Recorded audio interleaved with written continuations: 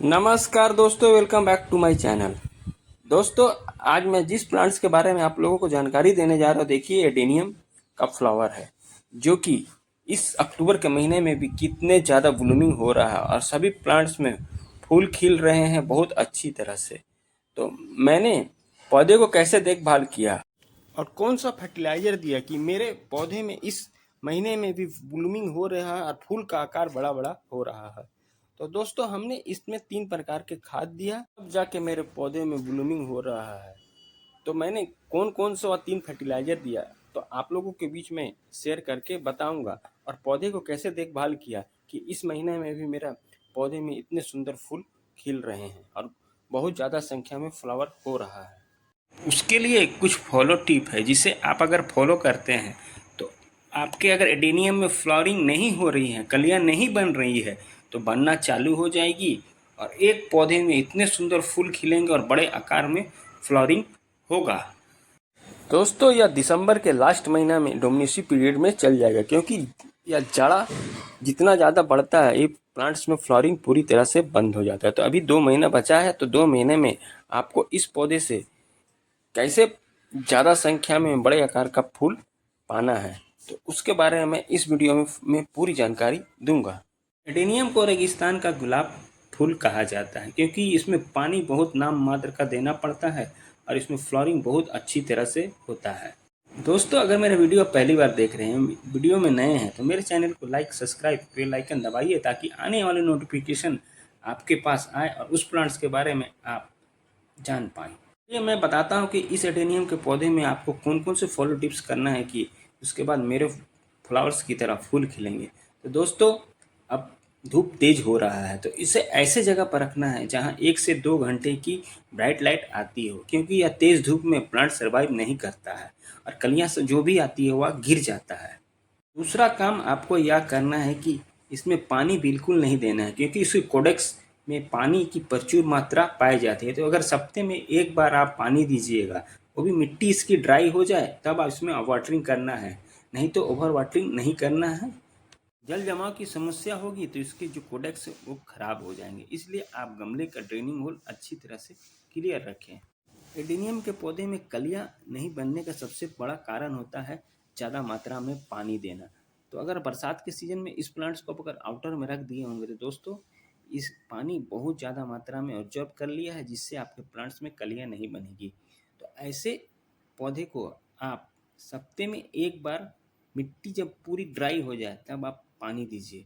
अगर आप पानी की मात्रा को समझ जाइएगा तो एडेनियम के पौधे में आपके फूल हमेशा खिलेंगे, क्योंकि मेरे जितने भी प्लांट्स हैं बहुत कम ही प्लांट्स में फूल नहीं आते हैं। मैं रेगुलर बेस में इसमें फ्लावरिंग होता है मेरे जितने भी प्लांट्स हैं। सितंबर के महीने में मेरे पौधे में 1-2 फूल आ रहे थे और कुछ प्लांट्स में फ्लावरिंग नहीं आ रहा था, तो हमने इसमें पोषक तत्व से भरपूर फर्टिलाइजर दिया, तब मेरे पौधे में अक्टूबर के महीने में फूल खिलना चालू हो गए हैं। इसकी जो पत्ती पीली हो रही है, सबको तोड़कर आपको रिमूव कर देना है, जिससे प्लांट्स का ग्रोथ अच्छी तरह से होगा, क्योंकि इस समय ये प्लांट्स में लीफ येलो कलर के होते हैं, क्योंकि इस भीषण बारिश के बाद इसमें मौसम का परिवर्तन हुआ है, जिससे आपके प्लांट्स का ग्रोथ अच्छी तरह से होगा। तो जो भी पत्तियां पीली होकर मुरझा रही है, सबको तोड़कर आपको रिमूव कर देना है। उसके बाद मॉर्निंग वाला पौधे को धूप दीजिए और पोषक तत्व से अगर भरपूर आप खाद देते हैं तो आपके पौधे में फ्लावरिंग चालू हो जाता है, क्योंकि हेवी रेन के कारण जो भी मिट्टी में पोषक तत्व था सभी निकल गया है। तो आपको उसको पूरा करने के लिए पोषक तत्व से भरपूर खाद देना होगा, तब जाके आपके पौधे में ब्लूमिंग एवं पौधे का ग्रोथ अच्छी तरह से होगा। दोस्तों, गमले की मिट्टी की गुड़ाई आपको 15 से 20 दिन के अंतराल में ज़रूर करते रहना है, जिससे आपकी गमले की मिट्टी हल्की होगी, भुरभुरी होगी, ऑक्सीजन का संचार अच्छी तरह से होगा। तो जितने भी प्लांट्स हैं आप सबके गमले की मिट्टी की गुड़ाई आपको हर एक 15 से 20 दिन के अंतराल में करते रहिए, जिससे मिट्टी इसकी जितनी हल्की होगी प्लांट्स का ग्रोथ अच्छी तरह से करेगा, और कठोर मिट्टी रहेगी तो उसमें यह ग्रोथ नहीं करेगा और फ्लावरिंग भी अच्छी तरह से नहीं देगा। तो इसके बाद मैं इसमें प्लांट्स में फर्टिलाइज़र की बात कर लेता हूँ। तो इसे आप नाइट्रोजन युक्त, फास्फोरस युक्त फर्टिलाइज़र देना है। तो इस समय इसमें फ्लावरिंग बहुत अच्छी तरह से आएगी। तो देखिए दोस्तों, ये डीएपी फर्टिलाइज़र यानी डाई अमोनियम फास्फेट्स, इसमें प्रचुर मात्रा में नाइट्रोजन, फास्फोरस, कैल्शियम पाया जाता है। और जिस पौधे में भी फूल एवं फल नहीं आते हैं, इसका गुण है कि इसमें फूल आने लगता है। तो गमले की मिट्टी की गुड़ाई करके आपको 8 से 10 दाना हर एक पौधे में दे देना है, उससे ज़्यादा मात्रा आपको नहीं देना है। उसके बाद आपके प्लांट्स में कलियाँ फूल की बाहर आ जाएगी। फर्टिलाइजर के रूप में हमने इसमें नीम खल्ली का लिया है। इसमें प्रचुर मात्रा में नाइट्रोजन पाया जाता है, एनपीके का काम करता है और मिट्टी में लगने वाले फंगस को जड़ से ख़त्म करता है और रूट डेवलप करने में मदद करता है और मिट्टी को उपजाऊ बनाता है। तो उसका आपको आधा चम्मच ले लेना है और छोटे प्लांट से, और बड़े प्लांट से तो आपको 1 चम्मच लेकर गमले में किनारे किनारे जितने भी प्लांट से आपको डाल देना है। उसके बाद तीसरे फर्टिलाइज़र के रूप में हमने इसमें वर्मी कंपोस्ट खाद लिया, जो कि केचुए की खाद से बनता है। प्रचुर मात्रा में calcium, phosphorus, magnesium, zinc, iron पाया जाता है, जो पौधे का ग्रोथ बढ़ाता है, कलियाँ लाने में मदद करता है। तो आपको 100 ग्राम लेकर गमले की मिट्टी में साइड आपको डाल देना, जिससे पौधे का ग्रोथ बढ़ेगा और कलियाँ या फूल से पौधा आपका पूरा लग जाएगा। तो इसका महीने में अगर एक बार उपयोग करते हैं तो पौधे का ग्रोथ बढ़ता है, कलियाँ लाने में मदद करता है। फिर इन सभी फर्टिलाइज़र को आप अच्छी तरह से मिक्स करके पौधे को प्रॉपर सनलाइट्स में रख दीजिए और मिट्टी में जब पूरी ड्राई हो जाए तब आपको पानी देना है। उसके बाद आपके पौधे में फूल ही फूल नज़र आएंगे।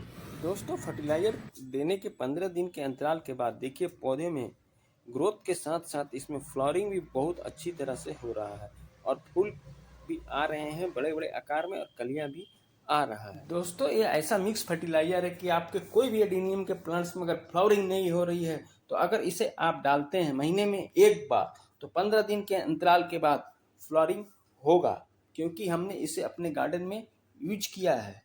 जो कि मैं अपने जितने भी एडेनियम के प्लांट्स हैं मेरे सब में मैं इसी मिक्स फर्टिलाइजर को डालता हूँ महीने में एक बार।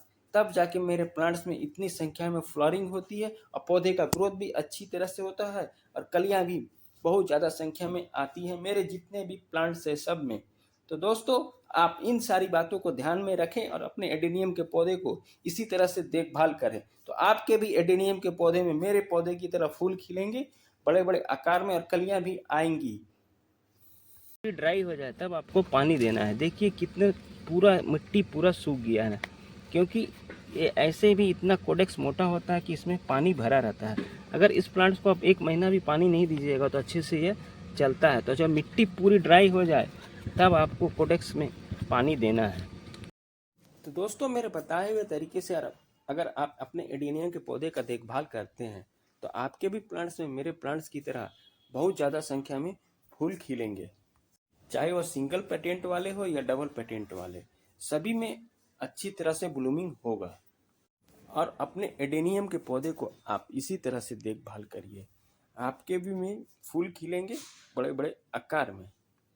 जानकारी अच्छी लगी है तो मेरे चैनल को लाइक, शेयर, सब्सक्राइब, कमेंट जरूर करें और एडेनियम के पौधे को आप इसी तरह से देखभाल करिए, आपके भी एडेनियम प्लांट्स में फूल आएंगे मेरे प्लांट्स की तरह। तो दोस्तों, मिलते हैं फिर अगले वीडियो में नई टॉपिक के साथ, नई किसी प्लांट्स की जानकारी के साथ। Bye bye, Tata.